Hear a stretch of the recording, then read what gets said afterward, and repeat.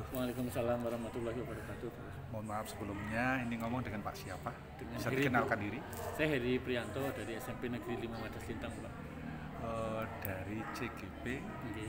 Angkatan Angkatan ke-8. 8 ya. Bidang studi apa? Bidang studi IPA. Mau ngobrol sebentar Pak Heri? Siap. Nama saya Kusmoro, nih tim pemantau dari Balai Besar Guru Penggerak Provinsi Jawa Tengah. Saya sehari-hari sebagai Daeswara. Daeswara kan kerjanya membersamai teman-teman guru, teman kepala sekolah, teman pengawas sekolah, teman dinas pendidikan. Nah, saya ingin Pak Heri berbagi, menceritakan singkat saja pengalaman selama hari ini mengikuti kegiatan Lokakarya 3 ya ketiga Angkatan 8 ini. Silakan singkat. Ya, hari ini senang sekali Pak karena bisa belajar dan sharing untuk pembelajaran berdiferensiasi. Tadi ada teman model menyampaikan pembelajaran berdiferensiasi sehingga saya bisa belajar terkait dengan pembelajaran berdiferensiasi. Terus ada juga hal baru yang saya dapatkan dari kegiatan hari ini tentang stop.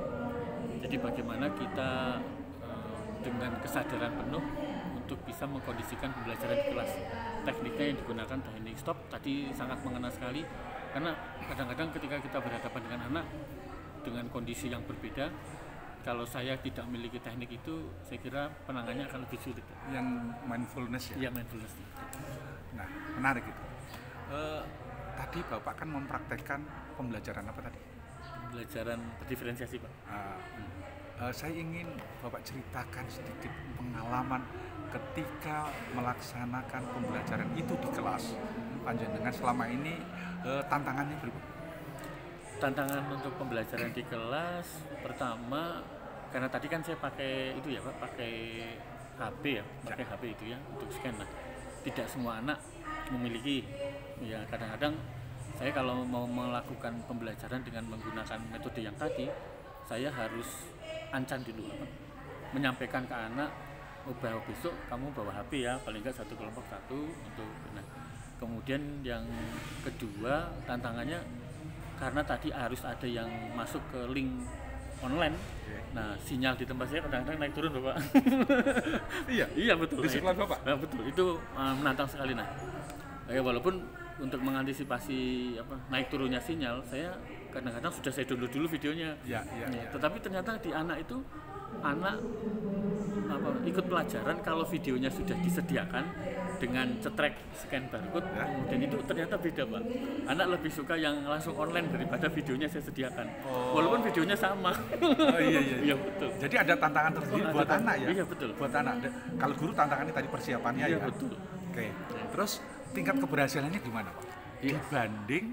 Dibanding pembelajaran yang selama ini ya kita lakukan tanpa diferensiasi. Sekarang kan melayani berbeda-beda anak. Endingnya anak bisa terlayani dengan baik setiap keberbedaan. Gimana Pak? Silakan. Hasil dengan menggunakan diferensiasi ini lebih besar, terutama di partisipasi anak. Sebelum ini saya harus introspeksi bahwa pembelajaran saya tidak sebagus ini menurut saya. Dengan ini ada kegiatan-kegiatan seperti ini, menggunakan barcode, menggunakan berbagai macam teknik, keberhasilan lebih banyak. Iya, lebih banyak. Dan kalau dulu kan capaian kita tembakannya hanya kognitif dan keterampilan saja. Nah, kalau ini ada kognitifnya bisa masuk, keterampilannya bisa masuk, sikap itu bisa masuk, profil pelajar Pancasila dan visi misi sekolah bahkan bisa diintroduce di kegiatan ini. Oke. Anak lebih cepat mengikuti transformasi situasi zaman sekarang. Nah, gimana jawaban Bapak ketika anak yang sedemikian rupa luar biasanya? Luar biasa lah, speechless Pak. Makanya jawaban Bapak gimana untuk menjawab kecepatan anak yang sedemikian rupa?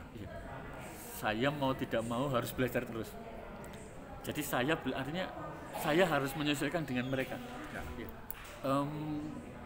Sedikit-sedikit sekarang anak kan maunya gini, ada sejarah di dalam proses pembelajaran Pak. Pengalaman belajar. Dan itu harus terdokumentasikan di Instagram anak, di YouTube anak. Ini Pak contohnya realnya. Saya beberapa kali kalau anak presentasi itu saya video. Kemudian video itu maunya saya channelkan di YouTube saya. Ya. Ya. Sekarang anak sudah nggak mau, Pak. Jadi anak maunya kalau mereka presentasi, ya hasil presentasi video itu dicantelkan di YouTube-nya anak.